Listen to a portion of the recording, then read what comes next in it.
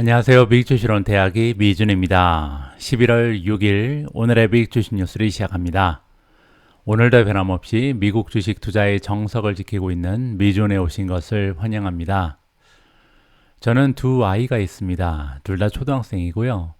학교에 다녀와서 가끔씩 친구 아니면 같은 반 아이가 이런 이야기를 했다. 그래서 기분이 많이 상한다. 이런 고민 상담을 가끔씩 합니다. 그때마다 제가 이제 해주는 얘기는요.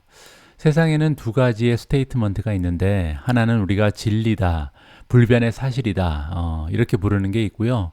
또 한 가지는 세상 사람들마다 다 가지고 있는 관점 그리고 시선이 다르기 때문에 각자의 의견이 있는데 과연 네 친구가 너한테 한 얘기가 사실이냐 아니면 그 아이의 의견이냐 이렇게 물어보거든요.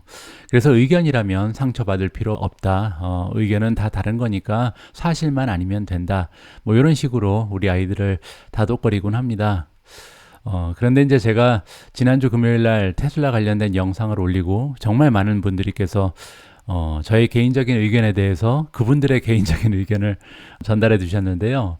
그 중에는 굉장히 공격적인 댓글도 많이 있었습니다. 제가 몇 개는 좀 지나치다 싶으면 삭제도 했는데요.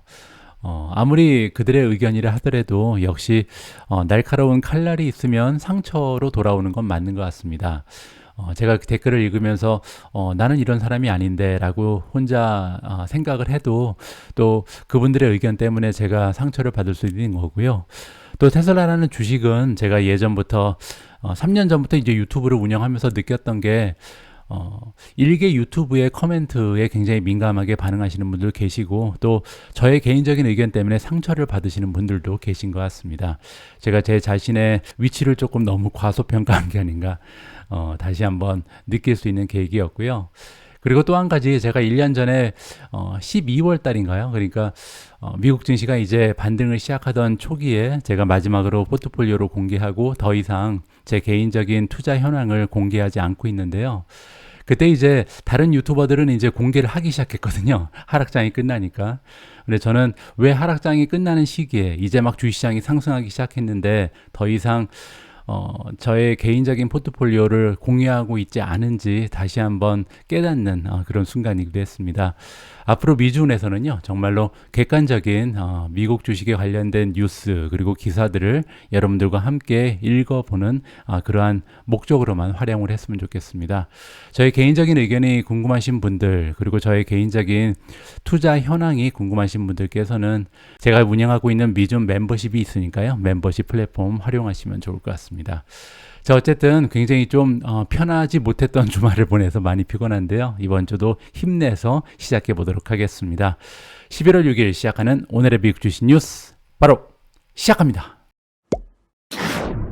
오늘도 월요일 방송이기 때문에 지난주 미국 증시의 시황부터 정리하면서 시작하도록 하겠습니다. S&P 500 지수를 보시면요. 어느덧 4,358까지 올라갔습니다. 단 한 주 동안 S&P 500이 5.3% 폭등을 했거든요. 우리가 보통 미국 증시에 투자를 하면서 1년에 한 10% 정도 벌면 좋겠다. 이러한 수익률을 기대하면서 투자를 하는데요. 이렇게 한 주 만에 5.3% 올라갔으니까 우리가 기대했던 수익률의 반을 한 주 만에 만들어내는 엄청난 성과를 만들어낸 거죠. 다음은 나스닥입니다. 나스닥 같은 경우는 오히려 더 좋았습니다. 5.71% 단 한 주 만에 주가가 올라갔고요. 미중 관심 종목들, 성장주들의 이름을 좀 살펴보면요. 지난주에 주가가 폭등한 종목들이 정말 많습니다. 레모네이드는 무려 63.8%가 단 한 주 만에 급상승했고요. 로크는 플러스 50.4%, 버진 갤럭틱 플러스 34%, 에디타스 플러스 32.75, 쇼피파이 플러스 32.48, 업스타트 플러스 31.65, 크리스퍼 플러스 31.62, 파가야 테크놀로지 플러스 25.89, 팔란티어 플러스 25.35, 인텔리아 플러스 24.18, 차지포인트 23.69% 상승했습니다. 지난주에 이렇게 폭등한 종목들 중에 공통점을 좀 찾아보면요. 일단 어닝 결과를 발표했는데 생각보다 양호했던 종목, 로쿠 같은 종목이 예가 되겠죠. 그리고 또 한 가지 공통점을 보면요. 유전자 가위 종목들이 선전을 했습니다. 아무래도 이제 크리스퍼에서 좋은 소식을 발표했기 때문에 에디타스라든지 인텔리아 같은 종목이 동반 상승할 수 있었다. 이렇게 보면 좋을 것 같고요. 그리고 또 한 가지 굉장히 눈에 띄는 부분은요, 공매도 스퀴즈입니다. 일단 레모네이드의 주가가 이렇게 64%나 올라간 거는 정상적인 움직임은 아니죠. 자, 이렇게 급격한 상승을 만들어낸 이유가 있는데요. 레모네이드 차트를 보시면 여기 숏 인트레스트가 있잖아요. 25.88%라고 나와 있습니다. 이 얘기는요, 전체 발행된 주식의 무려 26%가 공매도에 사용되고 있다. 따라서 4분의 1 이상이 공매도죠. 굉장히 좀 많은 공매도 물량이 들어가 있었는데 이게 지금 스퀴즈가 발생하고 있다. 그 얘기는요, 긍정적인 어닝을 발표하면서 공매도꾼들이 지금 좀 공매도를 청산하고 나오기 시작하고 있다. 공매도를 청산한다는 것은 주식을 사야 되잖아요. 따라서 이렇게 급격한 상승을 지속적으로 만들어낼 수 있었다. 이렇게 정리가 가능합니다. 또 다른 예는 버진 갤럭틱이죠. 버진 갤럭틱 역시도 22.57%가 지금 공매도거든요. 또 하나는 업스타트입니다. 업스타트는요, 무려 39.16%입니다. 그래서 전체 주식의 지금 거의 40% 가까이가 공매도이기 때문에 이렇게 급격하게 주가가 폭등할 수 있는 여지가 마련되고 있다. 이렇게 정리가 가능합니다. 다음에는 미준 탑 12로 이동을 합니다. 지난주에 주가 상승이 가장 좋았던 탑 12는 팔란티어고요. 25.35% 급등했습니다. 그 뒤를 이어서 나비타스가 플러스 19.81%, 소파이 플러스 16.59, 우버 플러스 15.81, 엔비디아 플러스 11.12. 엔비디아는 한 주 동안 11%나 다시 한번 올라가면서 이제 주가가 어느덧 450을 찍고 있고요. 아마존이 플러스 8.50, 마이크로소프트 플러스 6.97, TSMC 플러스 6.74, 테슬라 플러스 6.11, SMCI 플러스 5.63, 인피니온 플러스 2.09, 마지막으로 온 세미컨덕터 혼자만 어닝 결과 그리고 이제 가이던스가 굉장히 좋지가 않았죠. 따라서 일주일 동안 18% 이상 하락하는 추세를 만들어냈습니다. 지난주 미국 증시의 추세는요, 굉장히 좀 커다란 의미가 있습니다. 왜냐하면 8월달, 9월달, 10월달 3개월 연속으로 미국 증시가 하락을 했잖아요. 그런데 이제 11월 들어서 분위기가 완전히 반전되는 그런 모습을 보이고 있는데요. 과연 이번에 상승장이 얼마나 오랫동안 지속될 수 있을지 지난주의 미국 증시 분위기를 조금 자세하게 들여다보면 좋을 것 같습니다. 제가 굉장히 상세하게 분석이 된 리포트 하나를 발견을 해서요, 여러분들과 함께 읽어볼까 합니다. 일단 S&P 500이 강세를 보인 한 주였다, 이렇게 나와 있고요. 한 주간 S&P 500은 5.9% 상승했다. 그리고 이제 5일 연속으로 상승했잖아요. 월요일부터 금요일까지 단 하루도 떨어지지 않고 계속해서 주가의 상승을 만들어냈습니다. 자, 그렇게 되면서 7월 31일 날 2023년 최고점을 찍었었는데요. 그때랑 비교하면 지금 5% 아래까지 상승했다. 따라서 이제는 최고점까지 5%밖에 안 남았다. 긍정적인 그런 수치가 나오고 있고요. 하지만 2022년 1월 2일 날 기록했던 사상 최고치 대비해서는 아직까지 9.1% 낮은 수준에 머물러 있습니다. 자, 이번에는 달별 수익을 좀 보시면요. 자, 1월 달이 여기 있죠. 1월 달부터 지금 계속해서 상승 추세를 7월까지는 만들어 왔죠. 물론 이제 2월 달에 잠시 주춤하긴 했습니다. 자, 그리고 나서 8월 달, 9월 달, 10월 달 굉장히 좋지 않은 모습을 하반기 들어서 보이는데요. 그리고 나서 11월 달에 들어서면서 11월 1일부터 3일까지 단 3일 동안 3.9%라는 좋은 수익을 만들어내고 있습니다. 자, 하지만 아직까지요, 상승장을 확신하기는 조금 어려운 부분이 있는데요. 왜냐하면 지금 현재 주가 수준은요, 아직까지 장기 추세선 아래에 위치해 있다라고 합니다. 자, 이게 무슨 얘기냐면요. 물론 지금 현재 주가는 2022년 10월 저점부터 따져보면 무려 21.8% 올라가 있는 수준입니다. 여기부터 보면 그렇다는 거죠. 자, 그런데 장기 추세선을 보시면요, 여기가 지금 중간 지점이죠. 따라서 장기 추세선 아래쪽에 주가가 위치해 있고요. 그리고 이제 단기적으로 보면 지난 8월부터 9월, 10월까지 계속해서 하락 추세를 보여왔죠. 자, 이 단기적인 하락 추세가 과연 지금 11월 들어서 뚫고 나가는 건지 아직까지는 조금 애매합니다. 따라서 이 선에 아직 딱 걸려 있거든요. 따라서 앞으로 향후에 한 1, 2주 정도의 이러한 단기적인 하락 추세를 뚫고 위로 올라갈 수 있는가? 따라서 이 4,500 이상까지 올라가야겠죠. 이러한 추세를 보이는지 보이지 않는지 이 부분을 우리가 좀 관심을 가지고 지켜볼 필요가 있을 것 같습니다. 자, 그리고 이제 골든 크로스에 대해서 말씀을 드릴 텐데요. 골든 크로스의 정의부터 살펴보면요. 우리가 보통 이동평균선 중에 50일 그리고 200일을 가장 중요하게 여기거든요.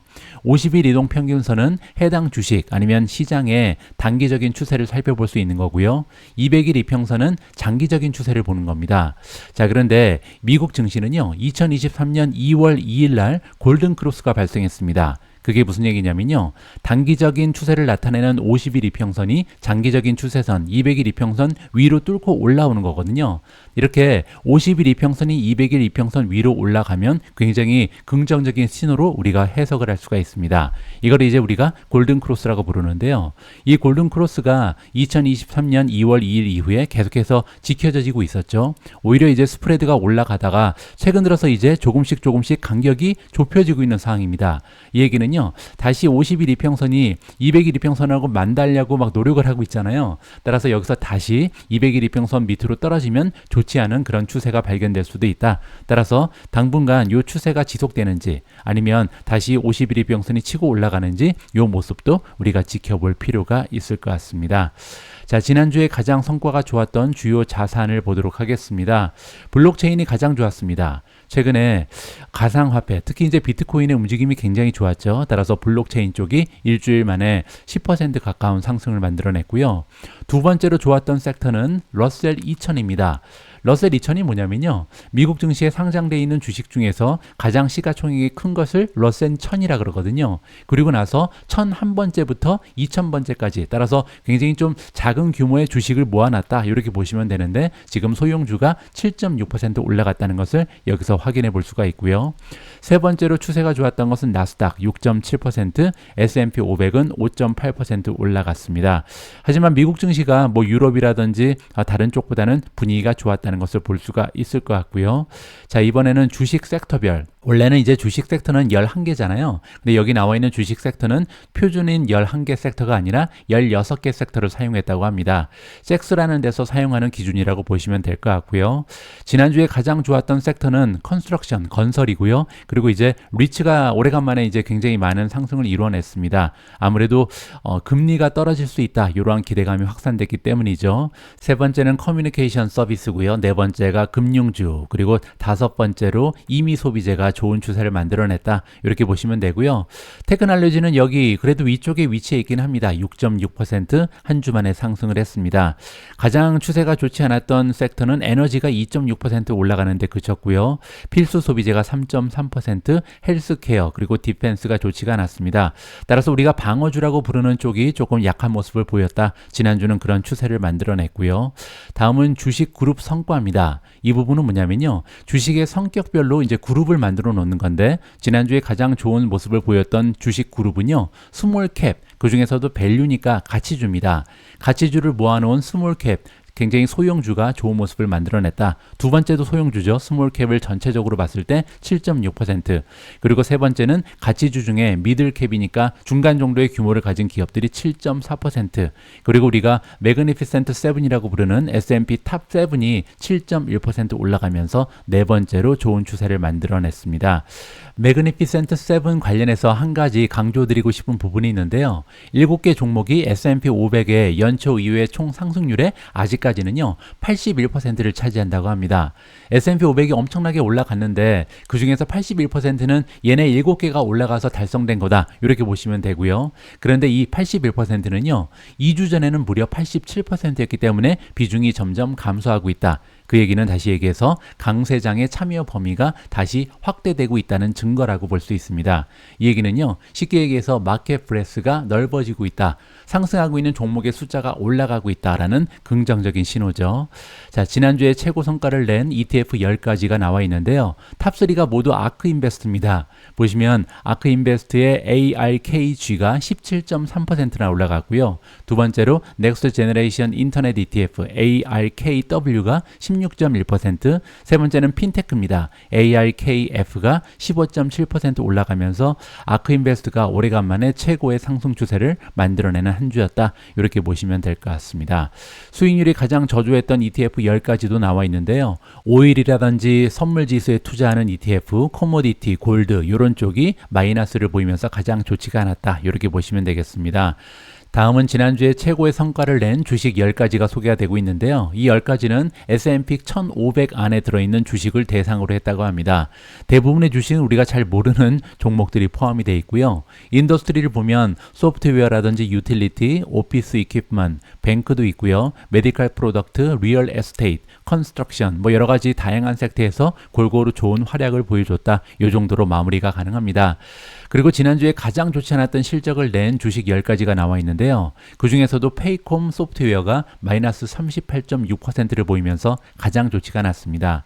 페이콤 같은 경우는요, 실적이 나왔는데 굉장히 월가의 예상보다 떨어졌고요. 4분기의 가이던스도 굉장히 좀 우울한 소식을 전하면서 투자자들이 많이 빠져나갔다. 이렇게 보시면 됩니다.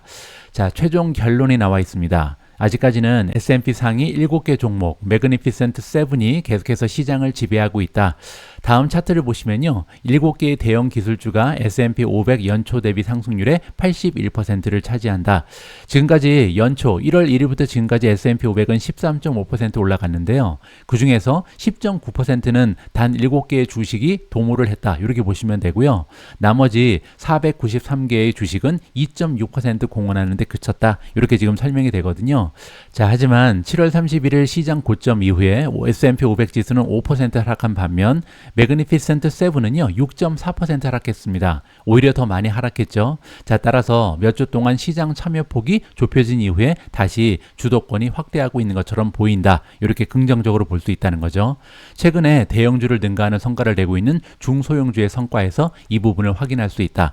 따라서 지금 현재 마켓프레스가 넓어지고 있기 때문에 전반적으로 미국 증시가 상승 추세를 보여줄 수 있다라고 기대가 가능하다. 이렇게 정리해 드리겠습니다. 이제 시장 참여자들의 관심은 과연 지난주에 있었던 미국 증시의 긍정적인 추세가 이번 주에도 이어질 수 있는가 이 부분이잖아요. 적어도 한 가지는 굉장히 긍정적입니다. 지난주 금요일 날 10월 달 고용 보고서가 발표됐는데 굉장히 좋은 수치가 발표가 됐거든요. 그렇기 때문에 금요일 날도 증시가 굉장히 좋았죠. S&P 500 기준으로 1% 가까이 상승했고 나스닥은 무려 1.38% 단 하루 만에 주가가 급등을 했습니다.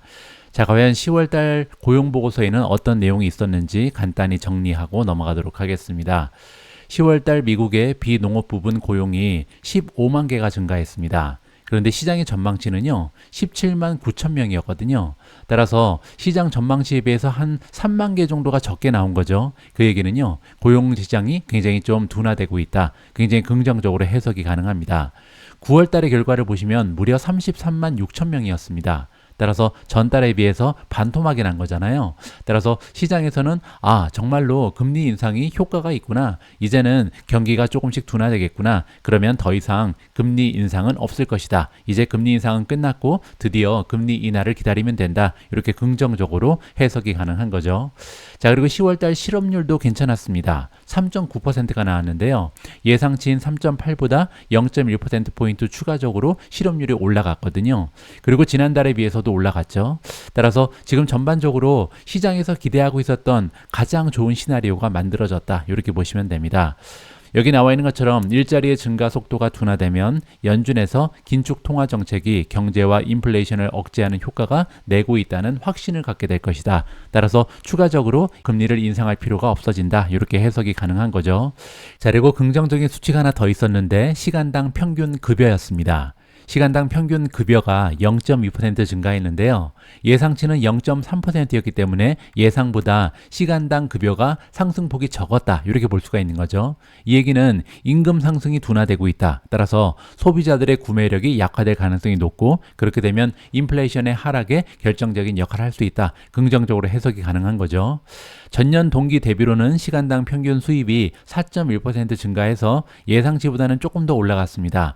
하지만 전달에는 4.2%였거든요. 따라서 전달에 비해서 시간당 평균 수입이 작년 대비해서도 줄어들고 있다. 이렇게 우리가 확인해 볼 수가 있는 거겠죠. 지난 금요일날 발표된 10월달 고용보고서는요, 조금 더 상세한 내용을 분석할 필요가 있을 것 같습니다. 향후 미국 증시의 향방을 결정할 수 있는 좋은 자료가 될 수 있다 개인적으로 판단하거든요. 자, 이 기사를 통해서 우리가 보다 구체적인 내용을 살펴볼 수가 있는데요. 앞에서 살펴본 것처럼 15만 개의 일자리가 추가가 됐죠. 그런데 이 수치는 예상보다 적을 뿐만 아니라 2023년까지 월 평균이요 26만 개였습니다. 따라서 평균적으로 26만 개 매달 늘어났는데 이제 15만 개 추가되면서 그쳤기 때문에 상당히 둔화되는 모습이다. 이렇게 정리가 가능한 거죠. 자, 여기에 등장하는 전문가 이름은 집 리크루터의 수석 이코노미스트 줄리아 폴락이고요. 자, 이 아래에 있는 차트를 통해서도 굉장히 쉽게 우리가 이해를 해볼 수가 있습니다. 하락 추세에 있다는 것을 극단적으로 보여줄 수가 있고요. 그리고 전달들에 비해서도 굉장히 좋은 수치다. 따라서 고용시장이 드디어 조금씩 둔화되는 느낌을 받을 수 있는 굉장히 좋은 그래프의 느낌이죠. 자, 다음은 실업률입니다. 실업률도 9월달에 3.8에서 10월달에 3.9%로 0.1%포인트 상승했죠. 자, 세 번째로 평균 근로시간은요 34.3시간이라고 했습니다. 그런데 이 수치 역시도 감소한 거고요. 34.3시간은 경기가 좋을 때 나타나는 범위의 가장 아래쪽 끝이라고 합니다. 그 얘기는요, 여기서 만약에 평균적인 근로시간이 조금만 더 줄게 되면 이제 경기가 좋다고 얘기할 수 없다. 이렇게 우리가 해석이 가능한 거죠. 따라서 이 보고서에는, 금요일날 발표된 고용보고서에는 예외가 없다. 모든 지표가 노동시장이 둔화되고 느슨해지고 있음을 시사한다라고 정리가 가능할 것 같습니다. 그런데 금요일날 수치가 정말 좋았던 부분은요, 지나치게 냉각되는 모습도 아니었다는 겁니다. 우리가 보통 골디락스라고 부르죠. 그래서 뜨겁지도 않고 차갑지도 않은 적당히 미지근한 상태, 이걸 보여준 게 지난주 금요일에 고용보고서였다. 이렇게 정리가 가능한데요. 따라서 경제학자들은 고용시장이 경제의 역풍에도 불구하고 탄력적인 것으로 입증이 됐다. 역사적인 측면에서 여전히 건전하다라고 얘기했습니다. UKG의 수석 노동 경제학자 노아 요시프가 등장하는데요. 이 전문가가 얘기하기를 노동시장이 더 건강하고 지속 가능한 영역으로 이동하고 있다. 따라서 폭발적인 성장의 시대는 지났지만 그렇다고 이제 리세션에 빠지는 것은 아니죠. 모든 지표는 당분간 소강 상태가 지속될 것임을 시사하고 있다. 이것은 경기 침체가 아니라 경기 둔화다. 따라서 리세션이 아니다라고 얘기하는 거죠. 방금 전에 말씀드린 것처럼 정말 적당한 수준의 감소가 있었다. 이렇게 보시면 될 것 같습니다. 자, 그리고 또한 이번 데이터를 우리가 살펴볼 때 한 가지 고려할 부분이 있다라고 전문가들이 얘기하는데요. 그게 뭐냐면 자동차 노동자, 배우 및 기타 노조원들의 파업이 없었다면 10월 달에 전체 일자리 수치는 20만 개에 더 가까운 높은 수치를 기록할 것이다. 이러한 의견입니다. 여러분들 잘 알고 계신 것처럼 미국의 3대 자동차 기업들이 파업을 했고요. 지금 현재 할리우드에서도 파업이 진행 중이죠. 따라서 여기저기에서 파업이 굉장히 많았습니다.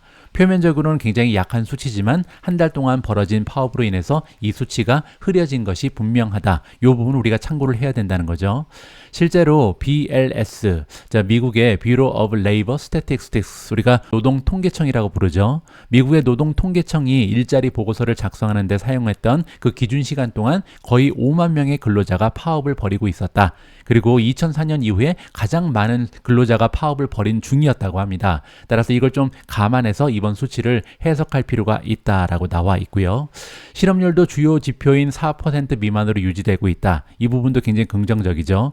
그러나 한 가지 우리가 고려해야 될 부분은 뭐냐면요. 실업률이 불과 몇 달 전 7월 달에는 3.5였습니다. 따라서 3.9가 굉장히 낮은 수치긴 하지만 너무나 빨리 올라가고 있죠. 단 3개월 전에는 3.5였던 것이 3.9까지 올라갔기 때문에 향후에 이런 추세가 계속해서 지켜진다면 금방 4%, 5%까지 올라갈 가능성도 있잖아요. 따라서 최근의 상승세는 아직 공황 상태는 아니지만 추가 상승은 경기 침체 경보음을 울릴 수 있다. 리세션에 대한 공포감이 확산될 수도 있다. 이렇게 지금 얘기를 해주고 있는 겁니다. 따라서 지난주 금요일 고용보고서의 내용을 종합적으로 해석을 해보면요. 많은 부분에서는 노동시장의 지속적인 둔화를 확인할 수 있었다. 따라서 수치적으로는 굉장히 좀 경기가 약화되고 있구나. 이걸 우리가 느낄 수 있다는 거죠. 하지만 그럼에도 불구하고 굉장히 소폭의 움직임이었기 때문에 팬데믹 그리고 인플레이션 충격 이후에 노동시장이 얼마나 역동적이고 탄력적인지 목격할 수 있었다. 따라서 걱정할 필요가 없다. 이런 식으로 좀 긍정적으로도 해석이 가능합니다. 지금 인플레이션이 잡히고 있는데 인플레이션을 잡으면서 고용시장이 완전히 망가지는 것, 그리고 미국 경제가 완전히 망가지는 모습을 보이지는 않는다. 굉장히 탄력적으로 잘 견디고 있다. 이런 식으로 해석이 가능할 것 같습니다. 다음으로 준비된 기사는 테슬라 주식 전망에 관련된 글입니다. 그런데 이제 제목에 나와 있는 것처럼 긍정적인 이야기가 아니라 좀 부정적인 전망이거든요. 그래서 개인적으로 좀 망설이긴 했습니다. 이 기사를 내가 읽어야 되나 이렇게 생각하다가 굉장히 좀 논리적으로 잘 쓰여진 아티클이기 때문에 여러분들의 개인적인 의견에 따라서 뭐 해석하는 방법은 다를 수 있지만 한 번쯤은 읽어볼 가치가 있는 테슬라 관련 기사다 이렇게 생각을 해서요. 여러분들과 함께 읽어볼까 합니다. 테슬라는 엄청난 밸류에이션으로 인해서 올해 미국 주식시장의 중추를 이루는 가장 큰 기업 중에 하나가 되었다라고 시작합니다. 우리가 보통 이제 매그니피센트 세븐이라고 부르는 7대 기업이죠. 그런데 문제는요, 이 매그니피센트 세븐 중에서 지금 실적이 가장 저조한 기업이 테슬라고요. 월가의 기대감이 사라지고 있는 징후가 보이고 있다라고 굉장히 좀 부정적으로 시작을 하고 있습니다. 자, 제가 중요한 내용을 지금 빨간색으로 하이라이트를 했는데요. 첫 번째로 중요한 부분은 뭐냐면 S&P 500 지수에 포함된 7개 기업 매그니피센트 세븐 중에서 지금 유일하게 테슬라가요. 2024년 예상 어닝이 1년 전보다 크게 감소한 기업이라고 합니다. 따라서 2022년 당시에, 그러니까 작년에 이제 앞으로 한 2년 후에 테슬라는 한 주당 순이익을 얼마 정도 만들어낼 것이다. 이게 이제 2024년에 대한 어닝이잖아요. 근데 이 어닝의 전망이 오히려 하락했다. 근데 중요한 것은요, 이게 시장의 영향이 아니라는 거죠. 왜냐하면 대부분의 메가테크 기업들은 다 상승하거나 아니면 기존의 예상이 그대로 유지되고 있거든요. 따라서 유일하게 7대 기업들 중에서 좋지 않은 어닝 전망의 하락세가 보이고 있다. 이게 첫 번째 문제라고 지적을 하고 있습니다. 테슬라의 주가는 10월 중순 3분기 실적이 발표된 이후에 메가테크 기업 중에서 가장 큰 폭으로 하락했다. 수요 둔화 그리고 다른 자동차 제조업들의 암울한 전망으로 인해서 일론 머스크 CEO가 성장 기대치를 낮춘 후에 주가가 급락했다라고 설명을 해주고 있고요. 테슬라의 성장 둔화는 약 6,900억 달러에 달하는 테슬라의 프리미엄 시장 가치에 대한 추가적인 조사가 필요하다. 이 얘기는요, 지금 현재 밸류에이션이 굉장히 높게 책정이 되어 있기 때문에 과연 테슬라가 이 정도의 밸류에이션을 받을 자격이 있는가, 이걸 우리가 다시 한번 리서치를 할 필요가 있다라는 거죠. 애널리스트들의 낙관적인 평가 기준은 2021년 4월 이후에 최저치를 기록했고, 또한 이는 회의론이 커지고 있음을 반영한다라고 나와 있습니다. 이번 기사에는 여러 명의 전문가 의견이 제시되고 있는데요. 첫 번째 의견을 제시하고 있는 전문가는 밀러 타박 플러스 코의 수석 시장 전략가 매트 말리입니다. 자, 이 전문가가 얘기하기를 전기차 수요 전망은 테슬라에게 큰 문제다. 지속적으로 가격을 인하하면서 타격을 입고 있기 때문에 수요 감소는 이 문제를 더욱 악화시킬 것이다 라고 나와 있습니다. 따라서 수요가 계속해서 저하되고 있기 때문에 가격을 낮추면서 수요를 끌어올리기 위해서 굉장히 많은 노력을 했는데 이게 잘 작동되지 않고 있잖아요. 따라서 굉장히 커다란 문제로 발전될 수 있다라고 얘기를 하는 거고요. 목요일 종가 기준으로 테슬라의 주가는 한 자릿수 중반의 기존 자동차 회사 제너럴 모터스 그리고 포드의 멀티플에 비해서 56배 거래가 되고 있다. 따라서 두 번째 문제점이 제시가 되고 있는데 테슬라의 주가 수익률이요, 다른 대형주보다 훨씬 높다. 이 부분을 지적하고 있습니다. 지금 앞에서 제시됐던 뭐 GM이라든지 포드보다 멀티플이 높다는 것은요, 우리가 고려할 필요가 없죠. 왜냐하면 포드 그리고 GM은 자동차 기업이고 테크 기업이 아니잖아요. 하지만 테슬라를 테크 기업으로 인정한다 하더라도 다른 매그니피센트 세븐보다 더 높게 PER이 형성된 것은 한 가지의 우려가 될 수 있다. 이렇게 지금 얘기를 하고 있는 겁니다. 자, 여기 보시는 것처럼 가장 위에 형성되어 있는 게 테슬라의 PER이고요. 나머지 종목에 비해서 상당히 위쪽에 형성되어 있는 것을 우리가 살펴볼 수가 있잖아요. 따라서 앞에서 우리가 잠깐 살펴본 것처럼 매그니피센트 세븐 중에서 유일하게 지금 내년에 대한 실적이 하향 조정되고 있죠. 전망이 떨어지고 있습니다. 그런데 밸류에이션은 오히려 가장 높은 기업이기 때문에 이 부분이 문제가 될 수 있다. 이렇게 지금 지적을 하고 있는 거거든요. 자, 시킹 알파 들어와서 잠깐 살펴보시죠. 미준 탑 12의 12가지 종목을 PE 레이시오 포워드로 정리를 해놓으면요. 보시는 것처럼 지금 내년에 만들어낼 것으로 기대되는 순이익에 비해서 멀티플이 가장 많이 올라가 있는 종목은 팔란티어입니다. 77.46배 거래가 되고 있거든요. 그리고 그 뒤를 이어서 테슬라가 68배, 아마존이 52배, 엔비디아가 41배, 그리고 마이크로소프트가 31배 정도의 거래가 되고 있는 상황입니다. 따라서 마이크로소프트 그리고 엔비디아에 비해서 훨씬 더 높은 멀티플을 지금 부여받고 있는 것이 테슬라다. 여기서 우리가 확인을 해볼 수가 있겠죠. 하지만 만약에 높은 멀티플이 성장률이 뒷받침이 된다면요, 괜찮습니다. 왜냐하면 성장률이 두드러지기 때문에 높은 프리미엄을 받는 것은 당연하거든요. 자, 그런데 지금 문제는 테슬라 같은 경우는 성장률이 둔화되고 있다. 따라서 PEG로 한번 보면요, 현재 PEG가 가장 높은 것이 테슬라입니다. 3.6이 나오거든요. 자, 이 얘기는 뭐냐면 지금 성장 추세에 비해서 PER이 너무 높게 형성이 되어 있다. 예전에 이제 제가 여러 번에 걸쳐서 말씀드렸지만 이 PEG가 1.0 밑으로 떨어지면 성장세에 비해서 멀티플이 굉장히 저렴하다. 따라서 줍줍할 수 있는 기회를 우리가 생각해도 좋다. 뭐 이렇게 단순하게 생각할 수 있는 지수가 바로 PEG거든요. 자, 그런데 1.0보다 굉장히 높은 수치로 올라가 있다. 따라서 굉장히 좋지 않다. 성장세에 비해서 밸류에이션도 너무 높다. 이렇게 우리가 계산을 해볼 수가 있는 거죠. 다른 기업과 비교를 해보면요, 마이크로소프트는 2.3, 뭐 물론 마이크로소프트도 굉장히 저렴하다고 얘기하기는 힘들 것 같고요. 아마존이 1.93, 지금 현재 엔비디아는요 1.24입니다. 따라서 오히려 엔비디아에 비해서도 지금 성장률을 반영할 때 테슬라는 너무나 비싼 상태다. 이렇게 우리가 정리를 해볼 수가 있다는 거죠. 자, 다시 기사로 돌아가서 살펴보도록 하겠습니다. 블룸버그가 집계한 데이터에 따르면 애널리스트들은 평균적으로 테슬라의 2024년 어닝이 12개월 전에 예상했던 것보다 약 40% 낮아질 것으로 예상하고 있다. 따라서 1년 전에 전망에 비해서 어닝이 떨어졌는데요. 이 어닝 전망치를 낮춘 것뿐만 아니라 무려 40%를 하향 조정했다라고 합니다.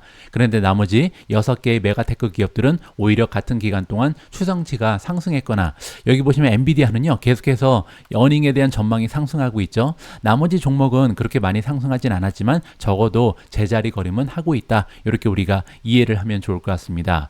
이 부분 역시도 우리가 시킹알파 들어가서 확인할 수 있는데요. 테슬라 들어가셔서 어닝을 클릭하시면요, 어닝 탭 밑에 서브 탭이 5개가 있습니다. 그 중에서 어닝즈 리비전이 나와 있거든요.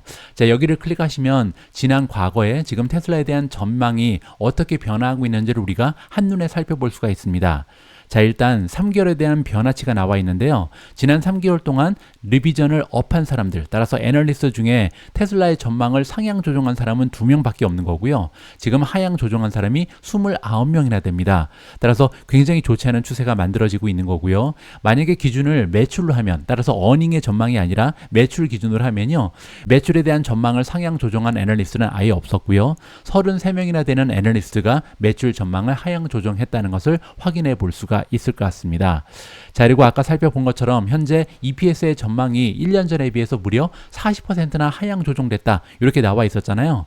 이걸 잠깐 보여드리도록 하겠습니다.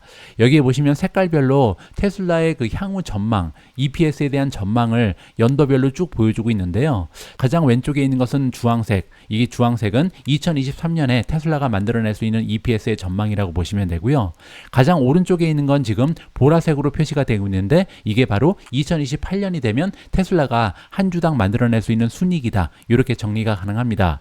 자, 그런데 이 수치가요, 지금 보시면 가장 높게 형성됐을 때는 11.77달러였습니다. 그 얘기는요, 테슬라가 한 5년 이후가 되면 한 주당 만들어낼 수 있는 어닝이 거의 12달러 가까이 될 것이다. 이렇게 기대해 볼 수 있다는 거죠. 자, 그러면 한번 계산을 해보겠습니다. 방금 전에 11.77달러를 2028년에 한 주당 만들어낼 수 있다 그랬잖아요.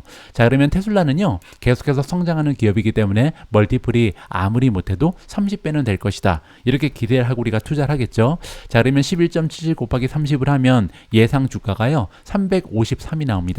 따라서 지금 현재 주가를 반영할 때 굉장히 좀 투자의 가치가 있다. 이렇게 우리가 정리를 해볼 수가 있겠죠. 자, 그런데 문제는요, 이 11.77까지 올라가 있던 2028년에 대한 EPS 전망이요 계속해서 떨어졌습니다. 지금은요 7.69까지 떨어졌거든요. 자, 그러면 다시 한번 계산을 해보죠. 7.69. 자, 만약에 2028년이 됐는데 테슬라가 한 주당 순이익을 7.69밖에 못 만든다. 자, 그러면 곱하기 30을 하게 되면요, 예상 주가가 230밖에 나오지 않거든요. 따라서 굉장히 우울하죠. 왜냐하면 지금 현재 주가에서 거의 앞으로 5년 동안 상승하지 못한다. 이러한 전망이 나올 수가 있다는 거죠. 물론 저 같은 경우는 지금 현재 테슬라에 비중 있게 투자를 하고 있기 때문에 이러한 전망이 너무나 낮은 수치라고 생각을 합니다. 하지만 그럼에도 불구하고 지금 현재 이렇게 전망하는 사람이 너무나 많다. 이걸 우리가 이해해야 되거든요. 주식은요, 우리가 원하는 대로 움직이지 않습니다. 주가를 움직이는 것은 우리의 의견이 아니라 시장의 의견, 즉 다른 사람들의 공통적인 의견이거든요. 지금 시장에서는 향후에 5년이 지나도 테슬라의 주가는 230에 머무를 것이다. 이렇게 생각하는 사람들이 평균적이라는 거죠. 이 부분을 여러분들께 설명을 좀 드리고 싶었습니다. 자, 다시 기사로 돌아가서 마무리를 하면 좋을 것 같습니다. 물론 테슬라의 미래에 대해서 낙관적인 투자자들은 현재의 수요 환경만 보는 것은 아니죠. 적어도 2020년대 후반까지는 내다보고 투자를 하고 있다. 맞는 얘기입니다. 저 역시도 그 중에 한 명이고요. 차기 자동차, 따라서 저가형 자동차가 출시될 거고 자율주행 기술, 그리고 휴머노이드 로봇까지도 우리가 생각을 해볼 수가 있죠. 따라서 장기적으로는 긍정적인 느낌을 가질 수가 있다. 이렇게 지금 얘기를 하는데요. 문제는 지금 시장에서는 그렇게 보지 않을 수도 있다는 거죠. 왜냐하면 코엔 앵커의 애널리스트 제프리 오스본이 얘기하기를 현재의 경제 불확실성이 너무나 짙다. 경제가 불안하기 때문에 이러한 장기적인 잠재력을 평가하기는 굉장히 어려운 시기다. 이렇게 지금 이야기를 하고 있는 겁니다.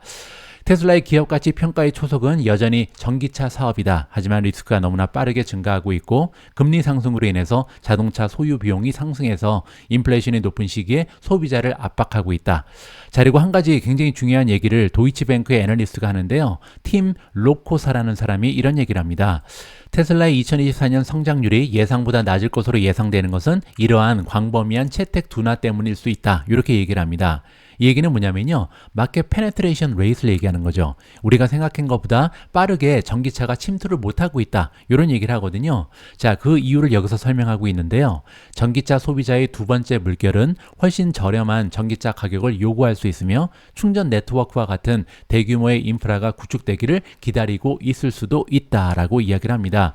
이 얘기가 뭐냐면요. 우리가 보통 새로운 테크놀로지가 나오면 얼리 어댑터라는 사람들이 있잖아요. 따라서 새로운 테크를 무조건 시도하는 굉장히 좀 앞서 나가는 사람들을 얘기합니다. 그리고 얼리 어댑터가 선택한 기업이 바로 테슬라였습니다. 그렇기 때문에 지금까지 굉장히 좋은 성장 추세를 만들어낼 수 있었죠. 자, 그런데 문제는요. 이제는 얼리 어댑터만 가지고는 안 되죠. 우리 대중이 선택을 할 수 있는 기업으로 발전을 해야만 추가적인 상승, 추가적인 성장을 도모할 수 있는 게 테슬라의 입장이다. 이렇게 얘기를 하고 있는 겁니다. 자, 그런데 저도 그렇고 이 방송을 시청하시는 많은 분들께서는 아직까지 전기차를 사지 않고 있습니다.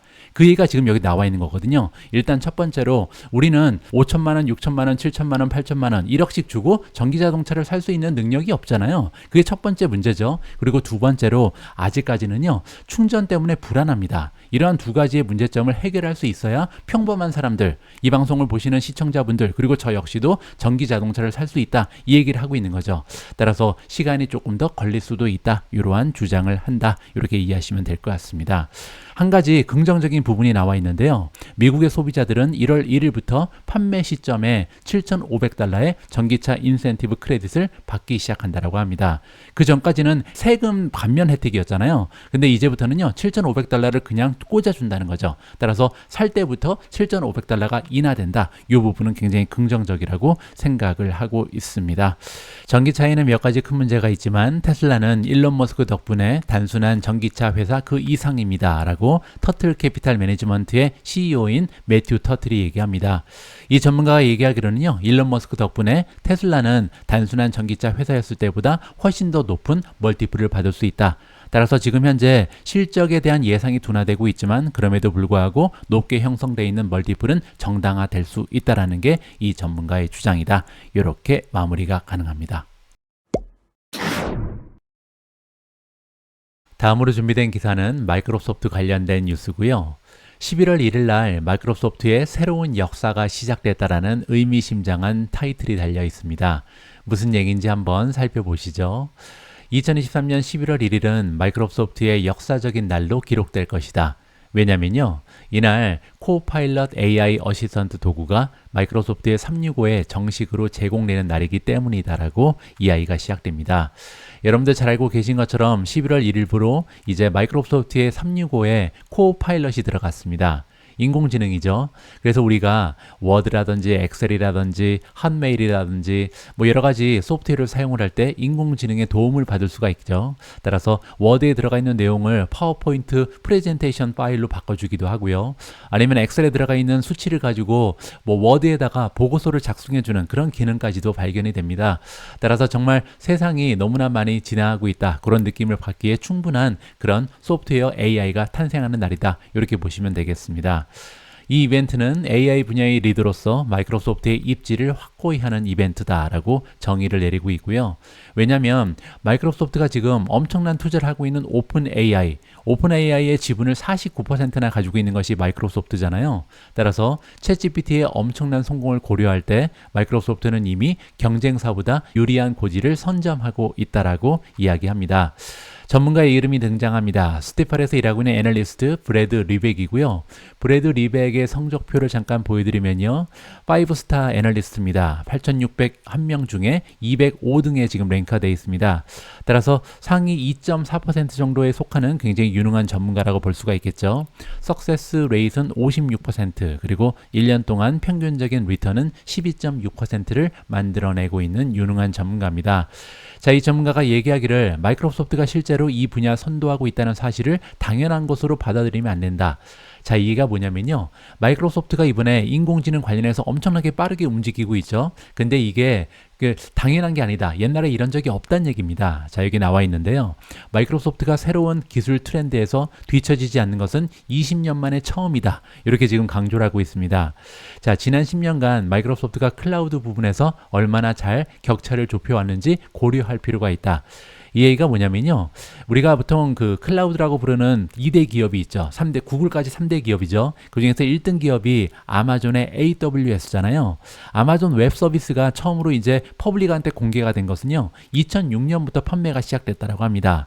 그런데 마이크로소프트의 애전은요. 무려 4년 이후인 2010년이거든요. 따라서 엄청나게 차이가 있었죠. 4년 늦게 시작한다는 것은 테크 쪽에서는 엄청나게 늦게 시작했다. 이렇게 볼 수가 있는데 마이크로소프트는 이미 시장 점유율이 22%를 넘어갑니다. 따라서 그동안 엄청나게 이 격차를 좁혀왔다. 엄청나게 빨리 진화해왔다. 따라갔다. 이렇게 우리가 볼 수가 있는 거죠. 따라서 만약에 이렇게 빨리 시작했다면 앞으로 마이크로소프트가 AI 쪽은 강자로서 계속해서 그 위치를 굳건히 할 가능성이 굉장히 높다. 이렇게 우리가 기대를 해볼 수가 있다는 거죠. 따라서 앞으로 몇 분기 안에 점점 분명해지기 시작할 텐데 일단은요. AI 기반 여러 가지 서비스를 출시하고 있기 때문에 이런 서비스들의 가격이 책정이 되겠죠. 또 한 가지는 얼마나 인기가 있을지 볼륨 증가를 우리가 좀 강력하게 기대해 볼 수가 있다. 이렇게 지금 얘기가 되고 있습니다. 그 결과적으로 앞으로 다가온 AI 주기를 통해서 마이크로소프트는요. 향후 수년간 굉장히 장기적으로 두 자릿수 매출 그리고 두 자릿수 수익을 계속해서 유지할 수 있을 것으로 예상이 된다라고 긍정적인 전망을 안겨주고 있습니다. 자, 리벡이라는 전문가가 볼 때 앞으로 규모에 상관없이 정말 수많은 기업들이요. 마이크로소프트의 인공지능 솔루션을 도입하기 시작할 거라고 예상을 하고 있습니다. 일반적으로 이제 대기업 같은 경우는요. 커다란 비용이 발생하기 때문에 새로운 애플리케이션을 도입할 때 좀 신중한 경향이 있다. 하지만 리벡이 보기에는요. 과거의 도입률에 비해서 코파일럿은요. 도입 속도가 엄청나게 더 빠를 것이다. 이렇게 기대를 한다고 합니다. 왜냐하면 이 인공지능 코파일럿을 도입하게 되면요. 얻을 수 있는 운영상의 이점이 너무나 많기 때문이다. 효율성이 극단적으로 올라갈 수 있잖아요. 따라서 기업 입장에서는 늦출 수 없는 하나의 테크놀로지다. 이렇게 얘기를 하는 거죠. 실제로 마이크로소프트의 경영진은요. 그들이 예상하는 효율성 개선 때문에 정가가 $30로 우리가 책정을 했다. 이런 얘기를 한 적이 있다고 합니다. 굉장히 높은 수준이거든요. 왜냐하면 마이크로소프트 365는요. 한 $20도 안 됩니다. 따라서 $20도 안 되는 프로그램에 하나의 애드온을 붙였잖아요. 이제는 여러분들이 365를 사용할 때 인공지능과 함께 사용합니다. 그리고 나서 원래 가지고 있었던 이 가격보다 오히려 더 높은 $30를 부과해버렸죠. 따라서 높은 가격이 설정됐는데 이렇게 높은 가격을 자신 있게 설정했던 이유가 앞으로 기업들이 엄청나게 효율성을 개선할 수 있다. 비용을 많이 절감할 수 있다는 거죠. 또한 기업들의 생산성 역시도 이 코파일럿 때문에 엄청나게 개선될 것이다. 그렇기 때문에 $30라는 가격은 비싼 것이 아니다. 이렇게 얘기했다는 거죠. 자, 다만 어느 정도의 초기 실험적인 이용, 처음에는 이제 한꺼번에 다 사진 않겠죠. 따라서 뭐 전체 직원 중에 5%, 10% 이렇게 도입할 가능성도 있는 거고요. 고객사들의 단계적인 도입, 그리고 제품을 가장 잘 활용하기 위해서는 트레이닝, 그리고 학습을 할 시간이 필요하잖아요. 이런 거를 고려할 때 갑자기 뭐 한 분기에 급격하게 올라가기보다는 여러 분기에 걸쳐서 매출이 지속적으로 기여될 것이다. 이렇게 전망이 나오고 있습니다. 앞으로 마이크로소프트의 초점이 새롭게 매출 성장으로 옮겨진다는 것도 굉장히 매력적이라고 얘기합니다. 이 얘기가 뭐냐면요. 지난 한 해 동안 적어도 1년 동안은 운영 비용을 현재 경제 상황에 맞게 조정하는데 많은 부분을 할애했다. 그 얘기는요. 초점이 성장에 있지 않았다는 거죠. 마이크로소프트의 초점은 현재까지는 계속 효율성을 극대화시키는 거였다. 딱 그 결과 회계년도 2024년 1분기의 인원은요, 전년 동기 대비 7% 감소하고 운영 비용은 1% 증가하는 데 그쳤다라고 이야기를 하고 있습니다. 자, 그런데 이제부터는 다시 매출 성장으로 그들의 관심이 전환될 것이다. 그러한 모습이 보이고 있다. 이렇게 얘기를 하는 거죠. 자, 따라서 목표 주가를 $390를 제시하고 있고요. 매수 등급을 재차 유지했다라고 합니다. 그렇게 되면 현재 주가에서 10% 이상 상승할 수 있는 여력이 있다. 이렇게 정리가 가능하고요. 자, 리백보다 사실 월가에서 일하고 있는 다른 애널리스트들이요, 더욱더 좋은 전망을 제시하고 있습니다. 왜냐하면 지금 현재 32명, 다해서 32명이 레이팅을 주고 있는데 그 중에 31명이 매수 의견을 제시하고 있고요. 단 한 명만 홀드를 주고 있습니다. 그리고 평균적인 예상 주가는요, 408입니다.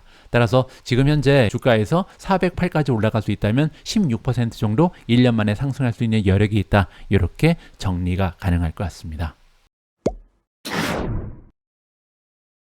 다음 기사에 등장하는 기업은 팔란티어고요. 웨드부시라는 투자기관에서 얘기하기를 팔란티어는 인공지능의 리오넬 메시다라고 칭찬해주고 있습니다. 무슨 얘기인지 한번 들어보시죠.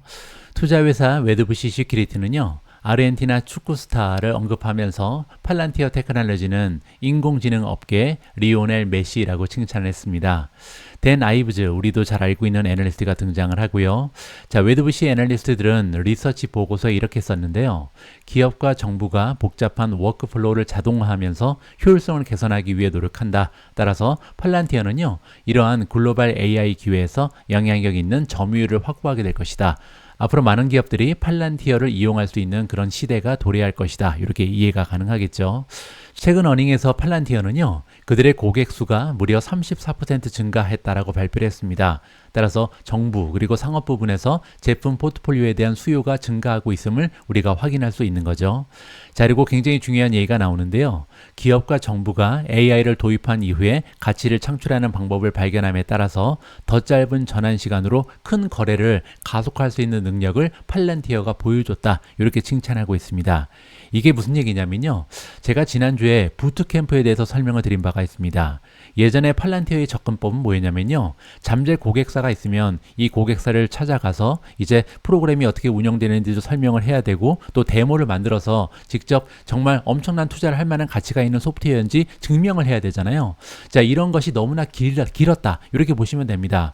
수개월이 걸리는 그런 어떻게 보면 컨버전 타임이 너무나 긴 기업이 팔란티어였다. 왜냐하면 모든 소프트웨어를 그 기업의 니즈에 따라서 하나하나 맞춤형으로 만들어서 판매하는 기업이 바로 팔란티어였기 때문이죠. 자, 그런데 최근 들어서는요, 이러한 컨버전 타임 따라서 이렇게 세일즈에 들어가서 확정이 되는 데까지, 세일즈가 마무리되는 데까지 걸리는 시간이 점점 더 빨라지고 기하급수적으로 굉장히 빨라지는 모습을 보이고 있는 거죠. 심지어는요, 이 부트캠프에 따르면 단 하루에서 5일 사이에 우리가 여러분들께 제공할 수 있는 가치가 어떤 건지 증명할 수 있다. 이러한 얘기를 하고 있거든요. 따라서 만약에 이러한 맞춤형 소프트웨어를 단 5일 만에 판매할 수 있다면 앞으로 정말 많은 잠재적인 고객을 컨택을 해서 많은 매출을 올릴 수 있는 잠재력이 발생했다. 이렇게 볼 수가 있는 거죠. 자, 이렇게 예전에 비해서 컨버전 타임이 증가하고 있는 이유가 두 가지가 있는데요. 첫 번째는 템플릿입니다. 그 얘기는 뭐냐면요. 첫 번째 기업을 위해서 소프트웨어를 맞춤형으로 만드는 것은 시간이 오래 걸릴 수밖에 없죠. 왜냐하면 처음 하는 거기 때문이죠. 뭐 예를 들어서 호텔 기업을 상대로 소프트웨어를 만든다. 그러면요. 호텔에 따라서 이 소프트웨어를 개조를 해야 되잖아요. 근데 굉장히 오랜 시간과 이 노력이 들어갈 수 있습니다. 그런데 하나를 힐튼 호텔을 위해서 만들었는데 그 다음에 하얏트를 찾아가서 두 번째 소프트웨어를 만들 때, 세 번째는 메리엇을 가서 똑같은 소프트웨어를 만들 때, 그렇게 계속해서 비슷한 형태의 소프트웨어를 확장하다 보면요, 같은 산업에서는 하나의 템플릿을 가지고 변형하기가 굉장히 쉬워지는 거죠. 따라서 고객 수가 늘면 늘수록 우리가 템플릿으로 사용할 수 있는 소프트웨어가 많아진다는 점을 기억할 필요가 있을 것 같고요. 두 번째로 이렇게 컨버전 타임이 짧아지는 이유는 바로 인공지능입니다. 예전에는 엔지니어들이 계속 하나하나 해왔던 일을 이제는 인공지능이 굉장히 빠르게 가속화하고 있다. 따라서 두 가지의 이유 때문에 최근 들어서는요, 팔란티어는 점점 더 리드 타임이 짧아진다는 것을 우리가 살펴볼 수가 있겠죠. 따라서 웨드부시는요, 목표 주가를 25달러를 줬습니다. 지금 현재 주가가 아직 19달러도 되지 않거든요. 그 얘기는 향후에 팔란티어의 주가는 1년 내에 32% 이상 급등할 수 있는 여지가 있다. 이렇게 기대감을 높여볼 수 있는 거죠. 자, 그리고 또 한 가지 굉장히 중요한 부분이 언급이 되는데요. 4분기 연속으로 갭 플러스 분기 실적을 기록했습니다. 따라서 조만간 S&P 500에 편입될 가능성도 점점 더 높아지고 있다. 따라서 앞으로도요, 지속적으로 좋은 뉴스가 많이 들릴 수 있는 좋은 기업이 바로 팔란티어다. 이렇게 마무리가 가능합니다. 오늘 마지막으로 준비된 기사는 애플 관련된 소식인데요. 어쩌다 보니까 애플에 관련된 부정적인 뉴스를 마지막으로 전달해 드리게 됐습니다. 기사의 제목을 보시면 애플의 성장이 멈췄다. 그런데 그거보다 더 큰 문제가 하나 더 있다라는 내용입니다. 자, 그러면 성장이 멈춘 거, 그리고 또 한 가지의 문제가 뭔지 직접 한번 확인을 해 보시죠. 애플이 지난주에 발표한 최신 분기 보고서에는요, 세계에서 가장 가치 있는 기업인 애플이 당면하고 있는 우려스러운 문제를 강조하고 있다고 합니다. 그 문제는 바로 성장성이죠. 애플은 더 이상 성장하지 않고 있습니다. 그리고 이 어려운 시기가 언제 끝날지 아무도 장담할 수 없다. 따라서 지금 현재 성장하지 않는 것도 문제고, 또 향후에 언제부터 회복할지 이것도 굉장히 불투명하잖아요. 따라서 성장성 관련해서 굉장히 커다란 문제, 첫 번째 문제가 제시되고 있습니다. 자, 구체적인 숫자를 살펴보면요, 최근 분기에 애플은요, 전년 동기 대비 1% 감소한 890억 달러의 매출을 기록했습니다. 그런데 그것뿐만 아니라요, 4분기 연속 감소세를 기록했다. 따라서 정말 장기적으로 계속해서 감소하는 추세를 만들어내고 있는 것이 애플의 매출이다. 이렇게 볼 수가 있겠죠. 자, 그런데 문제는요, 만약에 다른 기업들도 굉장히 힘든 상황이다. 그러면 이야기가 달라지겠죠. 근데 문제는 애플만 이렇게 어려운 상황에 직면하고 있다. 이것이 가장 큰 문제인 것 같습니다. 애플의 최근 실적은 다른 매그니피선트 7 기술 대기업과는 대조적이다. 왜냐하면 9월 달에 끝난 분기에 테슬라 같은 경우는 작년 대비 9% 증가를 했고요. 매출이 알파벳은 플러스 11%, 마이크로소프트 그리고 아마존은요 13% 작년 대비 성장했습니다. 메타 같은 경우는 23%, 그리고 마지막으로 엔비디아는요 무려 88%나 작년 대비 매출이 성장하는 모습을 보여줬거든요. 따라서 7대 기업 중에 다른 기업들은 다 성장하고 있는데 애플만 혼자 마이너스 성장을 기록하고 있다. 굉장히 좋지 않은 추세가 발견되는 거죠. 다음은 회계연도 1년을 보도록 하겠습니다. 9월 달에 이제 마감된 게 마지막 분기였기 때문에 2023년 회계연도 동안 매출에 지금 3% 감소했다고 나왔습니다. 따라서 지금 현재 밸류에이션으로 봤을 때 최고의 기업 두 개를 비교해 봤을 때 하나의 기업은 작년 대비 90억 달러가 감소하고 있고요. 같은 기간 동안 2등 기업은 마이크로소프트는 150억 달러가 오히려 매출이 증가했다. 굉장히 어려운 상황이라는 것을 우리가 직접 비교를 해볼 수가 있는 거죠. 자, 그리고 문제는요, 이렇게 어려운 상황이 지나왔지만 앞으로 나아질 것이다. 이러면 좀 우리가 좀 반등을 기대해 볼 수가 있잖아요. 그런데 이 부분도 굉장히 실망스럽습니다.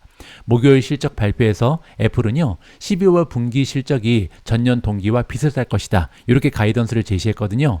그런데 지금 시장에서는요 5% 정도의 매출을 예상하고 있었습니다. 따라서 가이던스조차도 지금 시장의 기대에 미치지 못했다, 이렇게 볼 수가 있는 거죠. 자, 물론 애플은요 세계 최고의 기업인 것은 확실합니다. 우리가 분명히 기억해야 되는 것은 환상적인 비즈니스를 구축해 놓은 기업이다. 엄청난 생태계를 가지고 있다는 거죠. 음악, 스트리밍 비디오, 금융 서비스, 데이터 스토리지, 뭐 안 하는 게 없잖아요. 따라서 엄청나게 다양한 서비스를 제공하면서 이미 10억 명 이상의 가입자를 보유하고 있다. 그리고 지금 현재 애플의 기기를 사용하고 있는 사람들의 숫자가 엄청나기 때문에 판매된 하드웨어 장치가 지금 20억 대가 넘어가잖아요. 따라서 이 생태계를 무시할 수 없는 것은 애플의 장점이죠. 자, 그리고 몇 가지 긍정적인 부분을 더 정리를 해보면요. 일단 매출 총이익률이 괜찮았다고 합니다. 45.1%를 기록했고요. 그리고 다음 분기에 대한 가이던스는 45.5%로 오히려 더 좋아질 것이다. 마진이 상승할 수 있다. 이렇게 보는 거죠. 자, 그리고 중국 매출이 해당 분기에 2% 감소했다고 발표를 했지만 사실상 이 환율의 영향을 제외하면 4% 증가한 셈이다. 따라서 중국 쪽도 나쁘지 않다라고 얘기하는 거죠. 왜냐하면 최근에 화웨이가 메이트 60 프로 스마트폰을 출시하면서 여기에 이제 시장 점유율을 많이 뺏겼다, 이러한 우려가 가속화되고 있잖아요. 따라서 그걸 고려해 봤을 때 4% 중국 쪽에서 애플의 매출이 증가했다는 것은 긍정적인 소식이다, 이렇게 우리가 이해를 해볼 수가 있는 거고요. 자, 그리고 마지막으로 애플은요 주주 환원을 정말 열심히 하는 기업이죠. 따라서 이번 분기에 외에도 155억 달러나 되는 엄청난 보통주를 매입해서 주주 친화적인 자본 환원 정책을 유지하고 있다. 자사주 매입을 했다는 거죠. 자, 하지만 두 번째 문제점을 제시하고 있습니다. 그게 뭐냐면요. 바로 AI에 지금 집중하지 않고 있다. 너무나 지금 다른 메가테크 기업들에 비해서 AI 쪽에 뒤처진다. 요 얘기를 하고 있는 겁니다. 자, 팀쿡이 뭐라고 얘기했냐면요. 제너러티브 AI 관련해서는 분명히 현재 진행 중인 작업이 있다. 우리도 지금 AI 한다. 이렇게 얘기한 거죠. 그것이 무엇인지는 자세히 설명하지 않겠습니다. 하지만 우리가 투자하고 있다는 것은 장담할 수 있습니다. 그리고 우리는 꽤 많이 투자를 하고 있습니다. 그리고 시간이 지남에 따라 이러한 기술이 핵심이 되는 제품 발전을 보게 될 것입니다. 이렇게 얘기를 하고 있습니다. 따라서 아직까지는 너무나 불확실하죠. 뭐 지금 현재 AI를 개발한다고 얘기하는데 뭘 하고 있는지 잘 알 수 없고요. 그리고 언제쯤 이 AI가 애플의 그 실적에 도움이 되는지 이 부분도 너무나 불확실한 이런 사항이라는 것을 우리가 확인을 해볼 수가 있겠죠. 자, AI가 왜 중요하냐면요. AI는 멀티플에 반영이 되기 때문입니다. 지금 현재 메가테크 기업들의 멀티플이 굉장히 높게 형성된 이유는요. 바로 인공지능의 미래에 대한 확신이 점점 더 커지기 때문이죠. 자, 그런데 만약에 애플이 AI 쪽에 다른 기업들보다 뭐 경쟁력이 떨어지게 되면요. 이 기업들보다 멀티플이 높아서는 안 된다는 거죠. 자, 그런데 문제는 두 번째 문제가 나옵니다. 지금 현재 예상 수익의 27배 거래되고 있는 것이 바로 애플의 주가다. 그 얘기는요. 엔비디아랑 비교해도 별로 차이가 없다. 이렇게 우리가 이해를 해볼 수가 있거든요. 한 회사는 성장하지 않고 있다. 그런데 다른 기업은 미친 성장을 만들어내고 있다. 거의 뭐 90% 가까운 성장률을 만들어내고 있는 것이 지금 엔비디아잖아요. 따라서 투자자 입장에서는 멀티플이 비슷한데 하나는 인공지능을 빨리빨리 도입하면서 지금 매출이 100%씩 올라가고 있고 하나의 기업은 작년 대비 오히려 성장률이 마이너스를 보이고 있다. 따라서 이렇게 무성장 모드가 오랫동안 지속된다면 주가는 이러한 멀티플을 유지할 수 없을 것이다. 이렇게 정리가 가능할 것 같습니다. 11월 6일 보내드린 오늘의 미국 주식 뉴스는 여기까지입니다. 오늘 방송은 좀 분량이 많았던 것 같습니다. 좀 긴 영상이 될 것 같은데요. 혹시 마지막까지 함께 해주신 분들 계시면 감사의 말씀을 드리고 싶고요. 자, 이제 시작하는 한 주 여러분들 긍정적인 마인드 가지고 힘차게 나아가시길 바랍니다. 우리 모두가 미국 주식 투자로 은퇴하는 그날까지 다 함께 화이팅입니다. 행복한 하루 되세요. 감사합니다.